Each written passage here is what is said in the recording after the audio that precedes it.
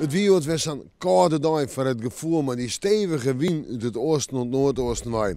En het waaide ik weer een hele storm. Maar als je dan in de leiden staat en de zinnen is erbij, dan voel je dat die zinnen meer macht krijgt. Maar het echte maait iets waar zit er voorlopig net in. Wat bij mij luidde bal zit de 40 van de maan gewoon voor het grootste pad dicht. Ijs en winter dus. Ja, en hoe winter sprutsen, het is vannacht nog winter. De verwachting. Joen en vannacht flink opklarings. En die opklarings hadden oerhoorn. Temperaturen min 2 tot min 4 graden. De wind krachtig onthut van het kust- en watergebied en op romte. En kon ze op wind zitten. Het gevoel, ja, dan luidt die temperatuur weer dik onder de 10 graden. Min 10 dan wel te verstaan. En dan op naar morgen. Morgen hebben we nog altijd een zinnen. In het noorden wat meer bewolking. En vierde is een temperatuur om bij de 12 tot 3 graden heen. Natuurlijk weer een flink koude wind uit het oosten en noordoosten. Nog altijd een krachtig of hut op romte en in het kust- en watergebied.